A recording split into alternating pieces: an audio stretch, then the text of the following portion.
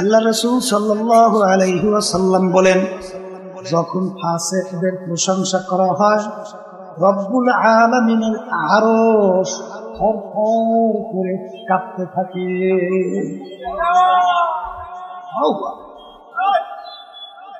ইন্নাদ-দীনা ইনদাল্লাহিল ইসলাম, আমার কাছে একমাত্র নীতি আদর্শ বলতে ইসলাম ছাড়া অন্য কোন নীতি আদর্শ গ্রহণযোগ্য না। আমি বলছি না, আল্লাহ বলছে।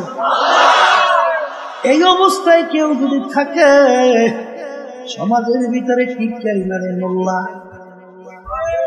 আসতে পারে, আবার আর একটু বাইরা বলে হুজুর এই দেশটারে খাই, আবার একটু বাইরে বলে হুজুর হুজুর এই দেশটা উন্নতি হয় না, ঠিক কিনা? আমার আব্বাজান বলতেন, ও কপাল পোড়ারা, হুজুরের দেশটা কেমনে খাইল? প্রেসিডেন্ট থেকে শুরু করে এলাকার চৌকিদার পর্যন্ত কোথায় কোনো দায়িত্ব হুজুরের আছে? তাহলে প্রেসিডেন্ট থেকে শুরু করে এলাকার চৌকিদার পর্যন্ত কোন জায়গায় কোন দায়িত্ব হুজুরের না। দেশ চালাইলো খাজুরেরা, আসতে কথা, দেশ চালাইলো কারা? আর দেশ বলে খায় হুজুরেরা। কত বড় একটা জুলুমের কথা। দেশ যে কারা খাইছে তা তো আমরা পেপার পত্রিকা খুললি মিডিয়ার ভিতরে শুনি। বাংলাদেশ থেকে বিভিন্ন কায়দায় কায়দায় টাকা পাচার করিয়া ইটালির মতো জায়গায় বেগম পাড়া তৈরি হয়। ও কানাডা না, কানাডার মধ্যে এই বেগম পাড়া তৈরি করছে, টাকা পাচার করিয়া বাংলাদেশে। এরপরে সুইস ব্যাংক, কয়েকদিন আগে শোনেন নাই জরিপ? আমি কই না, তাম দুনিয়া ছড়াই গেছে। তাম দুনিয়ার বিচারে টাকা রাখার ব্যাপারে গত বছর 1 বছরের জরিপ বাংলাদেশ সেকেন্ড না জানি ফার্স্ট হয়েছে তাম দুনিয়ার মধ্যে, ঠিক না? এই যে আমার বাজানদেরকে হলো তাহলে মাধ্যম দিতে বলবে, এই যে কারবারে দিয়ে বললাম দেশ আমরা খাইলাম না, হুজুররা খাইছে না খাজুররা? হ্যাঁ, তাহলে দেশ হুজুররাও চালায় না, দেশ হুজুররা খায়। দেশ চালাইছে খাজুররা, দেশ খাইছেও খাজুররা। তাই হুজুরকে দেখতে পারে না কেন? হুজুররা করে কি কামরা? হে কপাল পোড়া, ভালো করে বুঝো, পাশ্চাত্য দেশগুলো প্রেসিডেন্ট থেকে শুরু করে এলাকার চৌকিদার পর্যন্ত কেউ দাবি করতে পারে না সন্তানটা আমার। জানো ফ্রি সেক্স, কারো কোনো বাধা দেওয়ার কোনো ক্ষমতা নাই, যেরকম ইচ্ছে সেরকম সব দেখায় পরিচে গেলেন। কথা কয় না, গেছিলাম সিলেট, একটা লোক ফ্যামিলি শো আমেরিকা, অনেক সময় যাইয়ে লোকটা লাগে দেখা হয়, ফেরাই আসে, কিন্তু লোকটার আদব আখলাক আমাদের দেখলে এত খাতমত করে। আমি একদিন জিজ্ঞেস করি, আপনি ছেলের মানুষ মেয়ে কয়জন? হুজুর ছেলে 2জন, মেয়ে 2টা না জানি কয়টা বেশি স্মরণ। আমি বলি ছেলেরা কোথায়? বলে হুজুর বলতে পারি। আমি বলে মানি বলতে পারেন না মানি? বলে হুজুর আমেরিকা সব নিয়ম হলো ছেলে মেয়ে বড় হওয়ার পরে যেরকম ইচ্ছা তার দিকে সে চলে যায়, বাপ মা বাধা দেওয়ার কোনো শক্তি নাই। যদি কেউ বাধা দেয় তার বিরুদ্ধে আইনের ব্যবস্থা দিয়ে জেলের ভিতরে হয়ে যায়। আমনে গো গরুর বাচ্চা হয় না, কথা কয় না, হয় না? পোষা করে একটু বড় হয়, উপযুক্ত হয়, মা ওর পরিচয় দেয়, মার লাগার খবর আছে। ও যায় একদিকে মা যায়, বাপ যায় আরেকদিকে ও যায়, কথা কর না কা? ঠিক হুবাহু যখন বড় হয় তখন এরাও বাপ মার পরিচয় দেয়, যেরকম ইচ্ছে সেরকম সে একের হুবাহু পশুদের মতো। এ বাংলাদেশের মুসলমান, এই দেশের ভিতরে আমার মাওলার কত দয়া কত মায়া। এই দেশের ভিতরে বাংলাদেশের রাজধানী ঢাকাকে বলা হয় মসজিদের নগরী। ওকে আসতে কথা, বাংলাদেশের রাস্তার বলতে গেলে মোড়ে মোড়ে মসজিদ, আজানের শব্দ। এই দেশের ভিতরে আজানের শব্দে বাচ্চাদের ঘুম ভেঙে যায়, আজানের শব্দে মায়ের কোলে বাচ্চারা ঘরে ফিরে যায়। এই দেশের মধ্যে ওই বিদেশি ওই কালচার বাস্তবায়ন হবে, রাস্তাঘাটে গরু ছাগলের মতো আচরণ হবে। এইটা বাস্তবায়নের জন্য বিভিন্ন প্রক্রিয়া শুরু করছে কার্যক্রম। এইটা হুজুরেরা, ওলামাই কেরাম যারা মানুষ তারা বাধা দেয়, এইটা ওরা সহ্য করতে পারে না। এর জন্যই বলা হয় হুজুররা এই বছরে খাইবে। দেশ তো হুজুরা চালায় না, খাইলো কেমনে? হুজুরা কোন জায়গাতে দেশ খাইছে? দেশ খাইছে তো ওই জায়গায়, বুঝেন নাই? বাংলাদেশের মুসলমান, আমাদের ইমান থাকতে, হুশ থাকতে, রুহ থাকতে, জীবন থাকতে এই বিদেশি কালচার এই বাংলাদেশের ভিতরে যারও সন্তান ঘরে ঘরে রাস্তায় রাস্তায় প্রোডাক্ট হবে, বাচ্চা জন্মগ্রহণ করবে, এটা কি আমাদের জীবন থাকতে হুশ থাকতে হতে দেব? নারায়ে তাকবীর। আল্লাহ আপনি কবুল করে। এই যে বাজানদারকে বলো বাংলাদেশের মানুষ যেই কথা বলতে চাইছিল, এখন ফেরেশতার চরিত্র অবলম্বন করতে কষ্ট করা লাগবে। আল্লাহ আপনি কবুল করে। কষ্ট না করলে ভালো ফল পাবেন। শুয়ে শুয়ে পেট জলতে নাকে তোল দিয়ে নাকটাই নেই ঘুমাইলে দাওরা হাদিস, মুফতি, মাস্টার ডিগ্রি, সার্টিফিকেট তোমার পকেটে কষ্ট করে অর্জন করা লাগবে, ঠিক কিনা? এই জন্য আমার বাজানদেরকে বলবো কেমনে কষ্ট করা লাগবে। আমার মালিক বলে তোমাদেরকে আমি দুনিয়ার ভিতরে পাঠাইছি, পাঠানোর পরে তোমাদেরকে আমি স্বাধীনতা দান করলাম। তোমাদেরকে আমি স্বাধীনতা দান করলাম কেন? লিয়াবলুয়াকুম আইয়ুকুম আহসানু আমালা, পরীক্ষা করব। পরীক্ষার ফলের ভিতরে স্বাধীনতা পাইয়া কে জোয়ারের দিকে নৌকা ছাড়ছ, আর কে পরীক্ষার ফলের ভিতরে কষ্ট কইরা প্রশ্নের উত্তর দাও।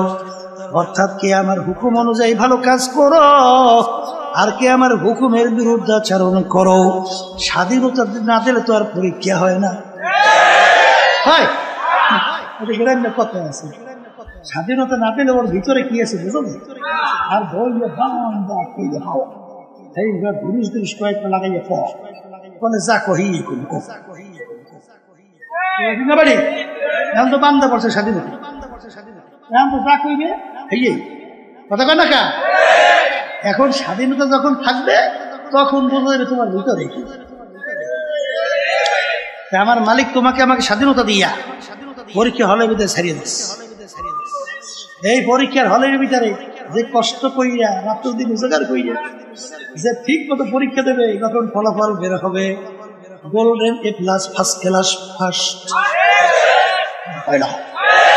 আর যে নাকি পরীক্ষার হলের ভিতরে সুযোগ পেয়েছে, নিরিবিলি সময় তো মরি পাই না, নিরিবিলি সময় ওখানে কোনো ডিস্টার্ব আছে, এই সুযোগ যখন পাইছি একটু প্রেম কাহিনী বইয়ে বইয়ে একটু কায়দা তুই একটু লেখি, বইয়ে বইয়ে লেখে আমার লাইলা ওর মুখ সুন্দর, তার চোখ এরকম কায়দা আসলে, তার হাসির এরকম কায়দার কায়দার মজা,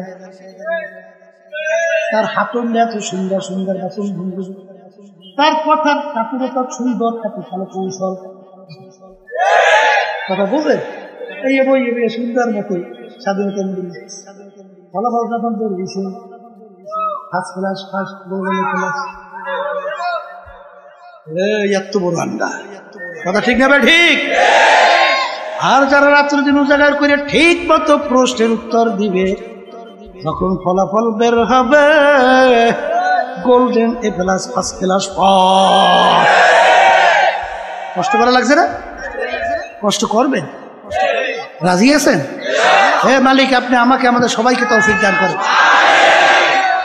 দোয়া করা লাগবে, তাআত তৌফিক তাআত হামজাতু ইয়া মানাত ওয়া ইজাবাত হামজাতু।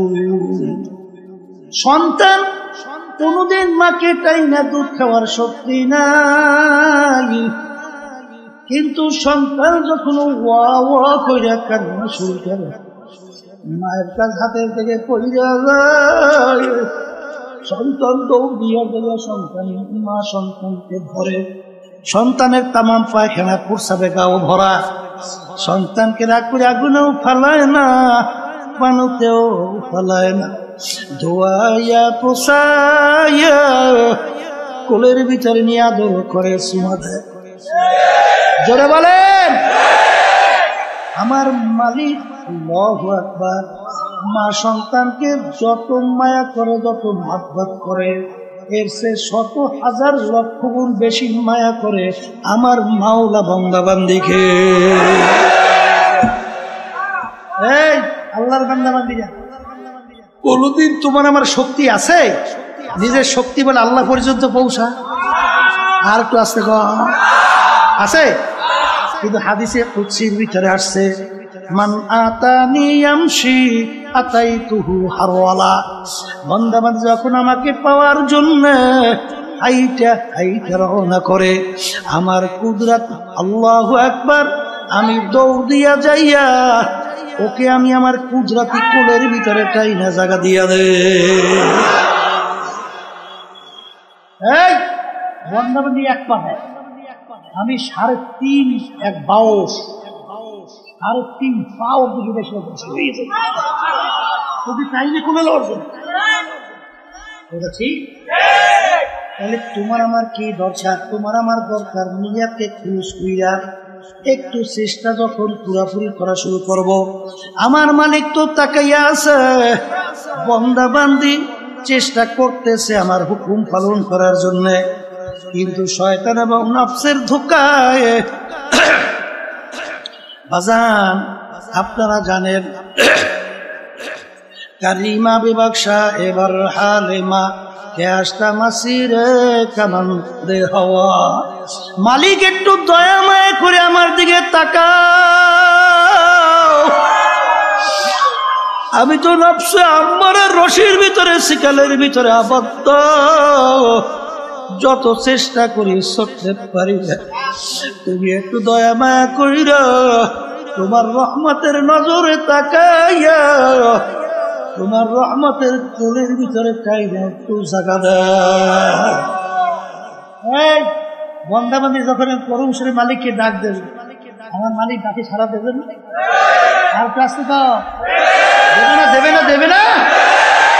আমার মালিক কিন্তু বড় দয়ার মাওলা, আমার মাওলা বড় মায়ার মাওলা। এ দুনিয়াদার পাগল, কার প্রেমে পড়ছো, কার মোহাব্বতে পইরা আমার মাওলাকে ভুলছো?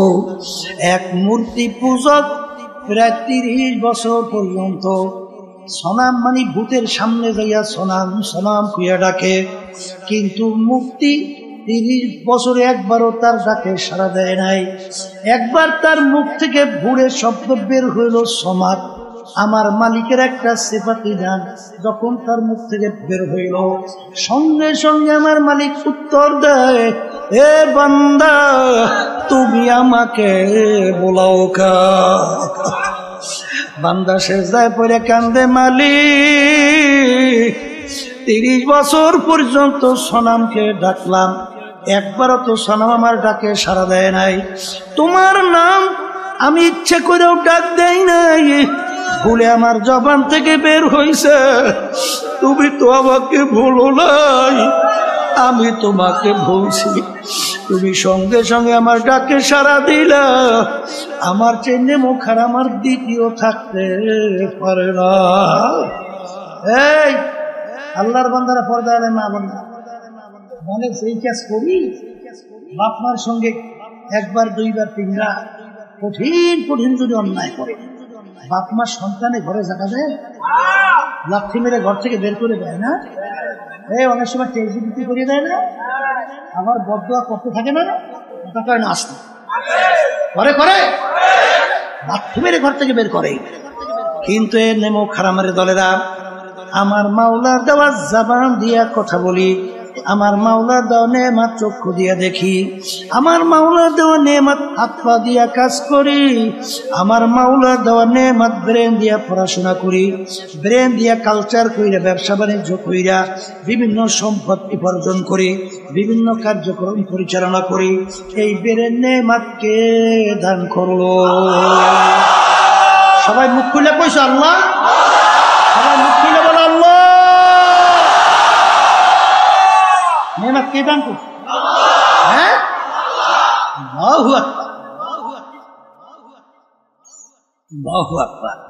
এই আল্লাহর বান্দারা, কবরের যাত্রীরা, বাজান একদিনও কি চিন্তা করছ? অনেক সময় অনেক অন্ধ মানুষ তোমার আমার সামনে এসে হাত পাতে পাত, হ্যাঁ, অনেক সময় আফসোস করে বলে, হুজুর মালিক আমাকে দুইটা চক্ষু দেয় নাই, আমি তামাম দুনিয়া দেখি অন্ধকার, আপনাকে মালিক দুইটা চক্ষু দান করছে, তামাম দুনিয়া কত সুন্দর ভাবে দেখেন। হুজুর পয়সা দেবেন, চাউল কিনবো, ভাত পাত কইরা খাবো। বাজার এই কথা শুনলে চোখে পানি রাখা যায় না। এক নেমুখারামের দলেরা আমার মালিক ইচ্ছা করলে তোমাকে আমাকে অন্ধ কইরা দুনিয়ায় বানাইতে পাঠাইতে পারতো কি পারতো না? ওকে আসতে কয় দেখি পারতো না? কারণ দুনিয়া তোর মূল্য ছিল কি? নেতা সেন্সে না, নেতা দল সেন্সেন, সম্পদ সেন্সেন, সম্মান সেন্সেন, আল্লাহরে ছিল নাই। কথা ঠিক না? ঠিক।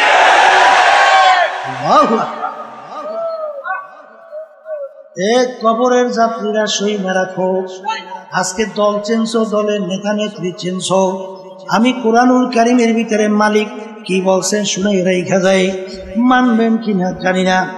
আমার মালিক বলতেছেন কোরআনুল কারীমের মধ্যে, ইয়াউমা নাদউ কুল্লা উনাসিন বিইমামিহিম, কিয়ামতের ময়দানে আমার মালিক প্রত্যেকটা মানুষকে তার দলের নেতা নেত্রীর সঙ্গে ডাকবে। এখানে কি প্রত্যেকটা মানুষ না দুই একজন? হ্যাঁ, এখানে প্রত্যেকটা মানুষকে রব্বুল আলামিন তার দলের নেতা নেত্রীর সঙ্গে ডাকবে। আমি বলছি না আল্লাহ। আর যদি ভুল হয় বলেন, হুজুর আপনি আয়াত করছেন, অর্থ করছেন ভুল, নাউজুবিল্লাহ, ভুল না? তা যদি ভুল না হয় আল্লাহর কথা, আচ্ছা তাহলে প্রত্যেকটা লোককে তার দলের নেতা নেত্রীর সঙ্গে ডাকবে।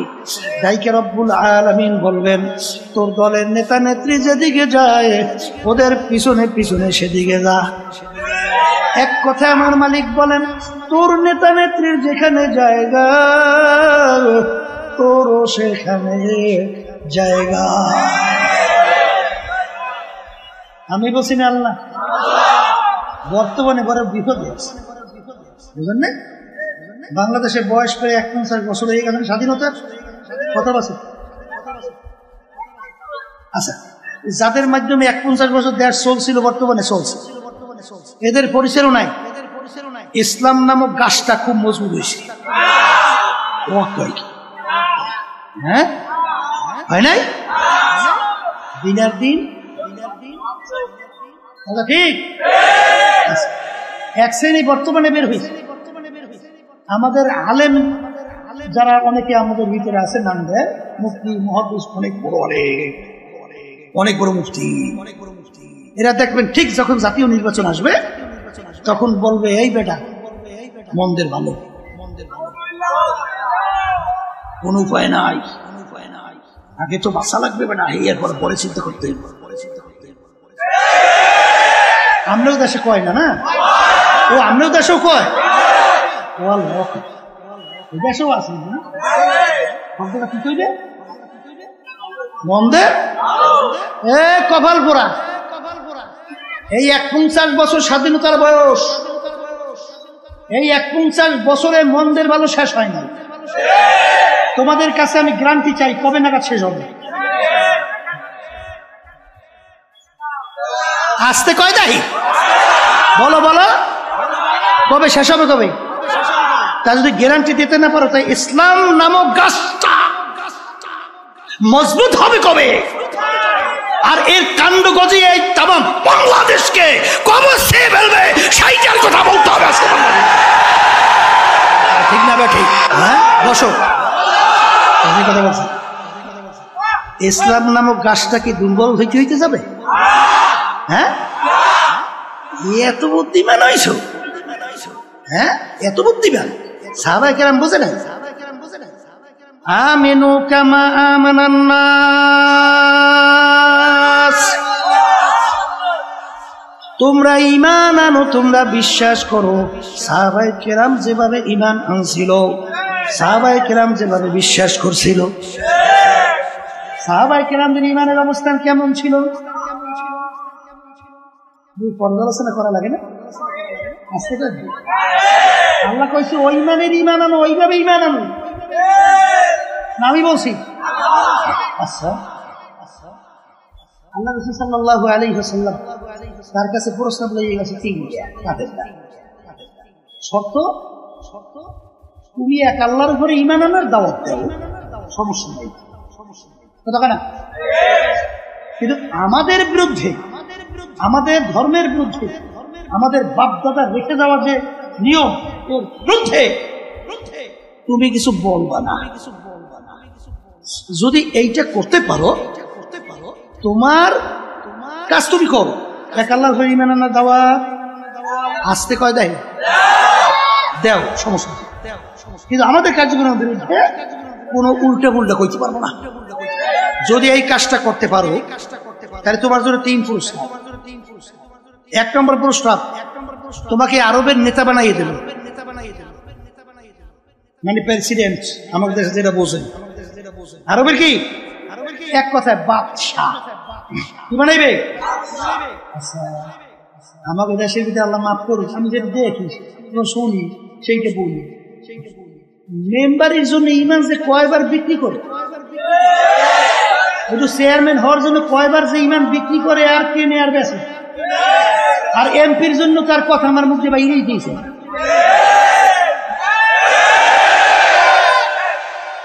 এই আল্লাহর বান্দারা, বর্তমানে শুনছি জাতীয় নির্বাচনের সময় বলে 1000 টাকা দিলেই বলে আবার ঈমান বিক্রি করে বিভিন্ন কাজ বিক্রি করে, ঠিক না? এ কপাল পোড়া। তোর দাম একটা ইলিশ মাছের দামও হয় না? হ্যাঁ, তোর একটা ছাগলের দামও তোর দাম নাই? তোর ঈমানের একটা ছাগলের দামও তোর ঈমানের নাই?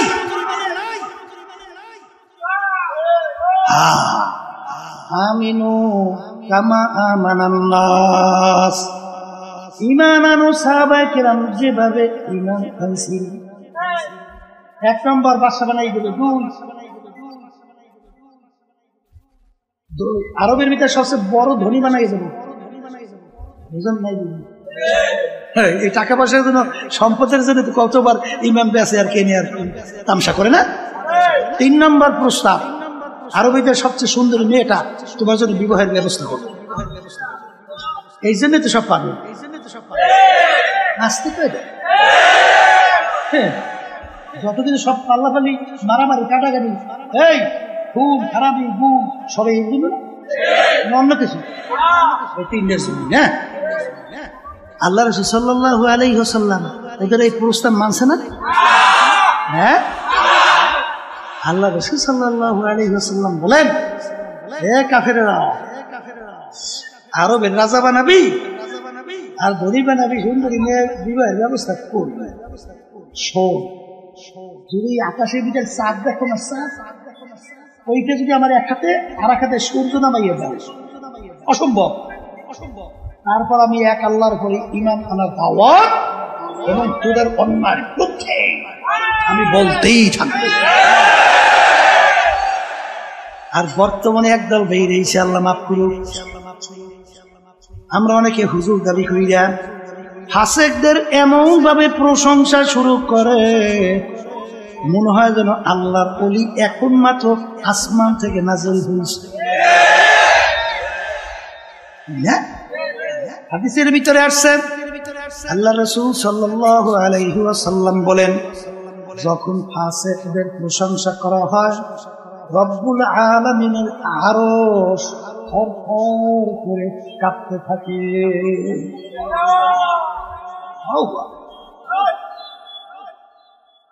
বলছিলাম যে বারবার যদি মন্দের ভালো শব্দ হয় ইসলাম নামক গাছটা মজবুত হবে ঠিক না? গ্যারান্টি চাইছিলাম, দিতে পারবি না, পারছেন? এই যে আল্লাহর কুতুব ফজলুল করিম রাহমাতুল্লাহ আলাইহি রব্বুল আলামিন, তার ভিতরে আল্লাহ রব্বুল আলামিন ইলহাম, কথা ঠিক না? ঠিক। আল্লাহ রব্বুল আলামিন ডাইলে দেশে অন্তরের এমন এক কায়দায় আল্লাহর কুতুব পরিবেশ তৈরি করে রাখছেন। আল্লাহর কুতুব চিন্তা কইরা দেখছে স্পেনের ইতিহাস 750 বছর মুসলমানদের রাজত্ব, মুসলমানদের অস্তিত্ব তালাশ করে পাওয়া যায় না, কথা কয় না? হে আল্লাহর বান্দারা, পর্দা আলেম মা বোনেরা, না আমেরিকা না লন্ডন সে হুরফাত, আমি মস্তে মদিনা কারু খুদায়া। হে আব্দুল করিম আব্দুর রহিম, হে রহিমা খাতুন, সারিটার নৌকা ছাড়ছো, নৌকা যায় কোথায়? তোমার নৌকা আমেরিকা লন্ডনের ঘাটে ঘাট দিবে না আল্লাহর হাবিবের রওজা মুবারকের পাশে মদিনায় ঘাট দিবে? চিন্তা ভাবনা করে নৌকা চালা, কথা কয় না? মান তাশাব্বাহা মান তাশাব্বাহা কওমিন ফাহুয়া মিনহুম। এই দুনিয়ার ভিতরে যেভাবে তুমি যার সঙ্গে সম্পর্ক রাখবা, যেই দলভুক্ত হইয়া চলবা, যেই দলের নেতা নেত্রীকে নেতা নেত্রী মানবা, আল্লাহর রাসূল বলেন কিয়ামতের ময়দানে তুমি ওই দলভুক্ত হইয়া উঠবা এবং ওই দলের নেতা নেত্রীর সঙ্গে তোমার হাসর হইয়া যাবে। যার সঙ্গে যার মুহাব্বত, তার সঙ্গে তার কিয়ামত। বলেন, যার সঙ্গে যার মুহাব্বত, তার সঙ্গে তার কিয়ামত। কথা ঠিক কিনা? সাহাবায়ে কেরামদের ঈমান কেমন ছিল? সংক্ষেপে দুই একটা শুনে গিয়েছে। দাওয়াত দিছে এই বাদশাহ, সাহাবায়ে কেরামদের এক জামাত। সেই দেশে বিদেশে সবচেয়ে ঘৃণিত কাজ ছিল খাওয়ার পরে প্লেট পরিষ্কার করে খাওয়া। এক এক দেশে এক একটা নিয়ম থাকে না? এই দেশে বিদেশে সবচেয়ে ঘৃণিত কি? প্লেট পরিষ্কার করে খাওয়া। এখন সাহাবায়ে কেরামদের নিয়ম কি, সুন্নাত তরিকা কি? হ্যাঁ, প্লেট পরিষ্কার করে খাওয়া।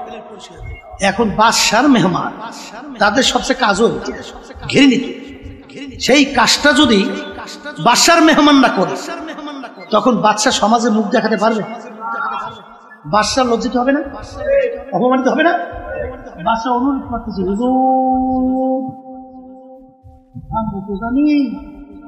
আপনারা খাওয়ার পরে প্লেট পরিষ্কার করিয়া চাইতে খান।